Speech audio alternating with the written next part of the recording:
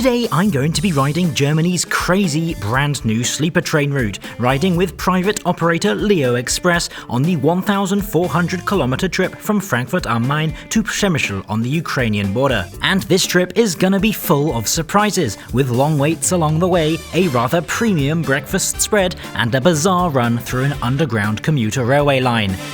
But will this new entrant in the sleeper train market be a success or a disorganized mess?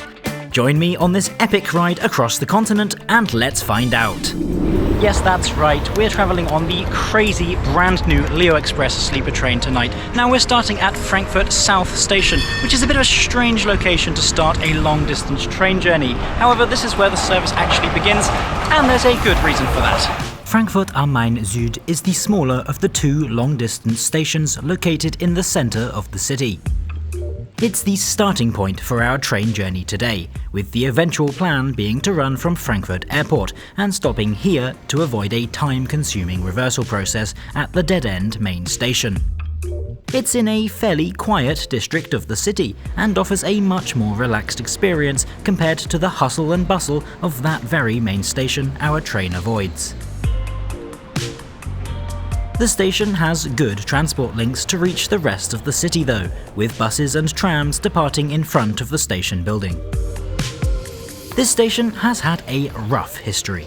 It opened in 1914, but was nearly completely demolished in 1984, with the building you see a one-to-one recreation of the original design. And it looks like the station's interior hasn't changed a bit since.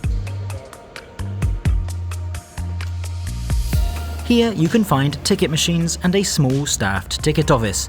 But most importantly, there are a few cafes and shops. You'll definitely want to pack a few snacks for the long trip east. Frankfurt South is still a busy station, despite its quieter location. It's a popular interchange on Frankfurt's S-Bahn commuter network, with plenty of trains covering all corners of the city and surrounding areas. We'll be departing from the mainline platforms though, home to DB's classic red double-decker trains, with some of the iconic ICE trains even making a stop here.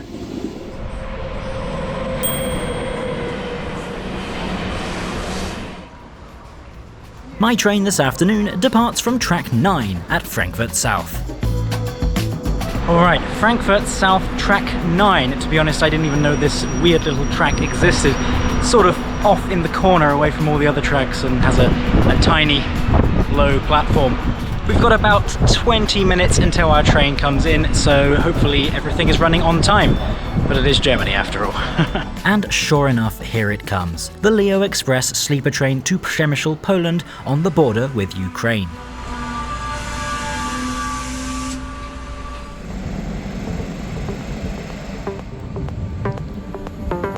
Our train has just 3 carriages. That's right, 3. 2 of these are seated carriages, second-hand from DB Intercity trains, like this one. While I'll be spending the night in the much older Couchette car from the 1960s. Up front is a modern Siemens Vectron locomotive, number 7193197. Like many private operators, Leo Express is using leased locomotives here, instead of joining the waiting list to receive their own from the factory. Alright, here we go. 20 hours on board Leo Express to Przemyśl, Poland. Let's do this.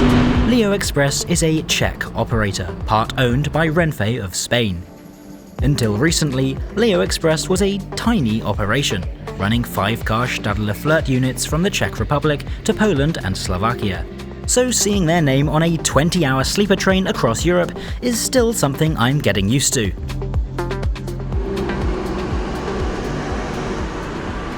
I'm travelling in the economy sleeper carriage, right at the front of the train. This features 8 rooms for passengers, of which 4 rooms are marked as female only. I've reserved bed 34, a lower bunk in a 4-berth Couchette compartment. So today's trip sees us heading east across Germany, through the Leipzig S-Bahn tunnel, crossing into the Czech Republic to serve Prague, then towards Kraków and Przemyśl in Poland, right on the Ukrainian border. Journey time is 20 hours 22 minutes, covering 1,437 kilometres. We pull out of Frankfurt south on time at 15:03. Our train begins heading east and then north out of the city as we make our way towards the first stop, Offenbach am Main.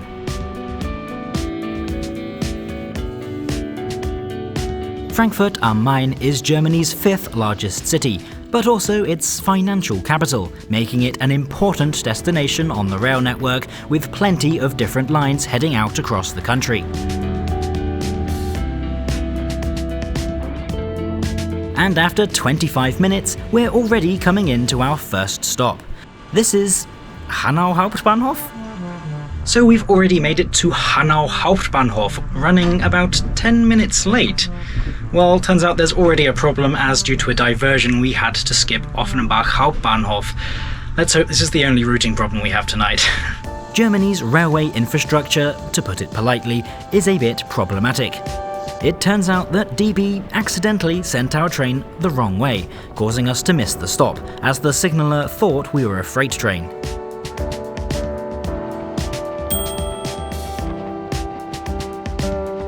So let's take a look at my room for the next 20 hours. Each economy sleeper compartment features 6 beds, though only 4 are sold to keep things comfortable. And yes, these rooms are shared with strangers unless you travel as a group of 4. By day you sit on the lower bunk, and this was pretty comfortable. There's a small drinks table by the window with a personal bin just beneath. The room has curtains, and while not 100% perfect, they kept a good amount of light out, even during the day. These windows can also be opened for ventilation, which allows you to really enjoy the passing scenery of Germany. There's also air conditioning in the carriage, which can be redirected to hit the right spot. And believe me, I am certainly grateful for this aircon. It was a sweltering 36 degrees in Frankfurt today, so it's definitely a refreshing start to the trip.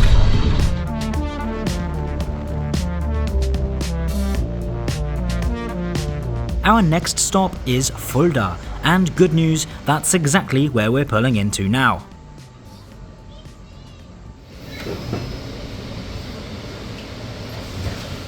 As a classic loco-hauled train, we avoid Germany's true high-speed rail lines, and indeed the Hanover-Würzburg line dives underground beside us. Though that certainly doesn't mean we won't be going fast. Much of our trip today is spent at 160 km an hour, and yes, we'll go even faster than this a bit later. Though of course it wouldn't be a train trip through Germany without a few unexplained pauses.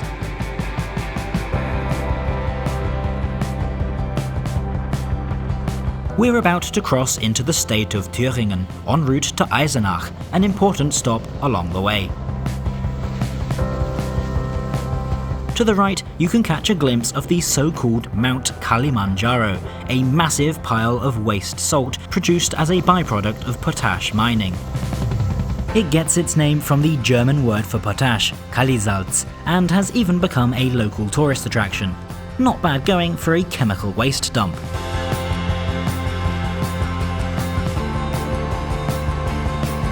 We're currently on the Thüringer Bahn route, one of Germany's key main lines. The route sees all sorts of traffic, from expresses like this to tiny regional trains.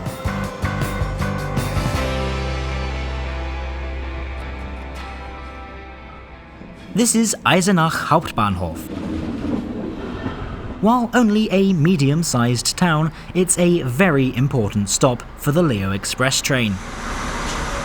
Alright, so we've just got here to Eisenach Hauptbahnhof for a quick staff changeover, and I have to say what a fantastic evening it is for train travel. We've got lovely blue skies, a perfect temperature, and some great scenery.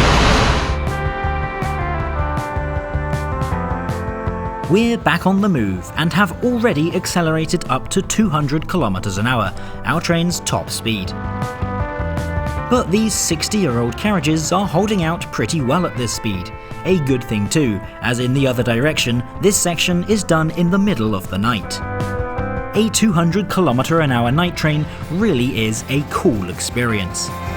And these old carriages have also been retrofitted with plug sockets, each room getting 2 European-style sockets and 4 USB sockets. For security, each compartment has a closing door. This has a locking mechanism up here with a latch provided down below. Announcement volume can be controlled up here, while the temperature control knob is located by the window. And despite it being advertised, note that no Wi-Fi was offered here in the economy sleeper. This is Erfurt Hauptbahnhof, already nearly 4 hours into the trip. Erfurt is home to the Erfurter Bahn, a quirky little operator that runs service exclusively with its fleet of 60 single-car rail buses. The city sits right in the geographic centre of Germany and is the heart of the high-speed rail network, with lines towards Frankfurt, Munich, Berlin and others all passing through here.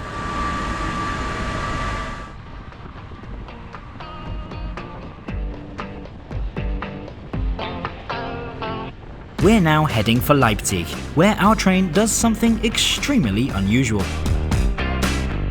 But for now, let's sit back in our comfy Couchette compartment and enjoy the sunset.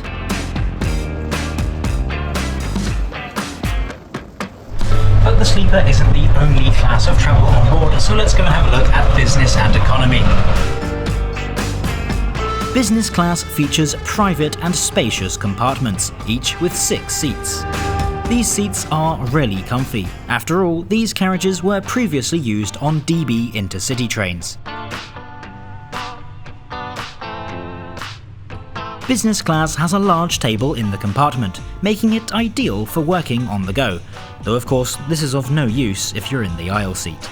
Note that you also receive a snack and drink from the onboard menu, with the makeshift food preparation area at the end of the carriage. Economy is in an open 2+2 layout, with a few tables around the carriage. It's also sponsored by British supermarket giant Tesco, for some reason.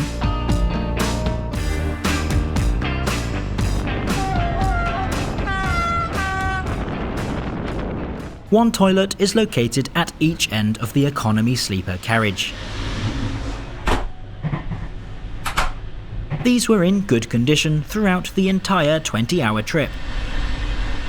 There was plenty of soap, the water was working fine, and paper towels were available. And I have to say, the artwork of Prague was a nice touch. Until now, our route has been fairly ordinary. Well, except missing the stop in Offenbach, of course. But that's all about to change. Here in Leipzig, we're approaching the spectacular 6 steel arches of the main station. But we won't be going up there.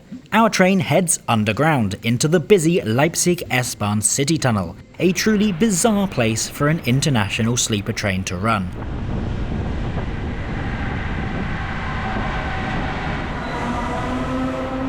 And our train was certainly receiving its fair share of confused looks. Usually, this tunnel only sees basic commuter trains, with everything else running into the grand surface-level platforms. But the reason behind this choice of route is actually genius.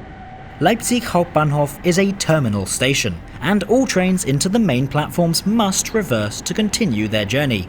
However, this takes a lot of time and money, with a second locomotive and driver required. Going underground avoids these problems, even if it might look crazy. And to be fair, it is a little crazy.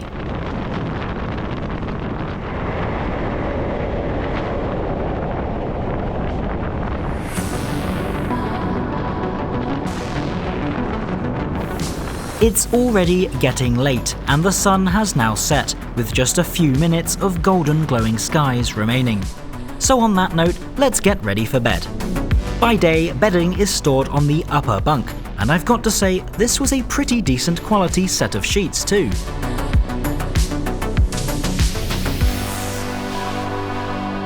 The bunk was reasonably padded and comfy enough for a night, with a thick plush duvet and an equally high-quality pillow. Couchettes are usually seen as the inferior form of sleeping accommodation on the rails, but this premium bedding more than bridged the gap compared to a more upmarket sleeping car. Each economy sleeper passenger also gets a sleeping kit, featuring 2 bottles of water as well as a sleep mask and earplugs.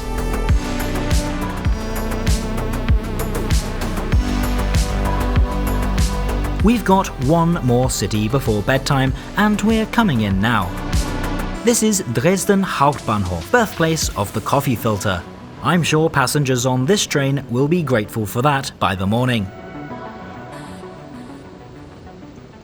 Dresden Hauptbahnhof is the gateway to the Czech Republic for much of eastern and northern Germany, with the Eurocity from Berlin and Hamburg also stopping here. A little over half an hour passes and we cross the border into the Czech Republic, not long after Bad Schandau. Děčín hlavní nádraží is our first stop across the border and my sign to get some rest. I eventually get to sleep at around midnight.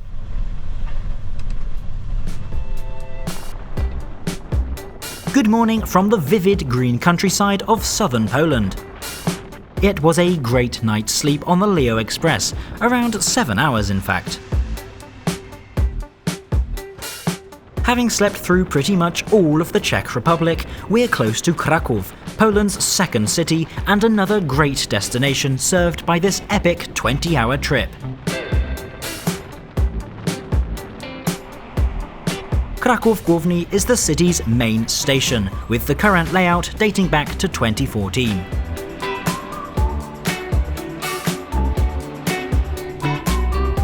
While economy sleeper doesn't get a free snack during the day, there is a decent breakfast included. Mine was served after Kraków. Leo Express certainly aims for quality over quantity in its breakfast package. There are 3 slices of knickerbrot, paired with cheese and chocolate spreads and some very expensive looking French jam. And this is in addition to the delicious cinnamon swirl with a choice of tea or coffee and a bottle of orange juice.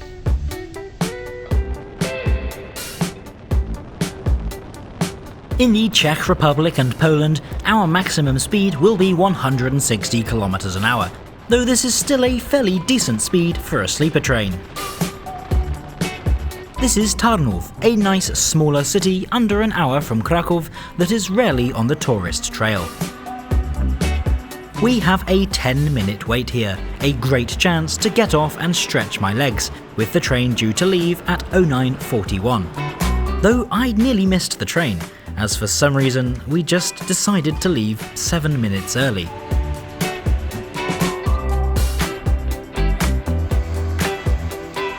It's really a beautiful morning and I'm enjoying the views of southeastern Poland.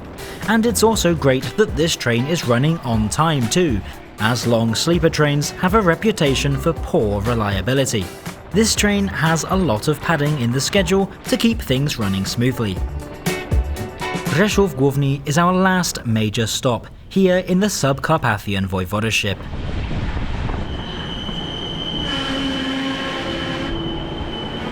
Anyway, I have one more exciting thing to look forward to on this journey. Ice cream! Well, it's not exactly a conventional morning snack, but I have to say this strawberry cheesecake ice cream is absolutely fantastic and well worth the price. And speaking of price, you're probably wondering how much this long train ride actually cost. My economy sleeper ticket was just €42, an absolutely outrageously good value ticket for such a trip.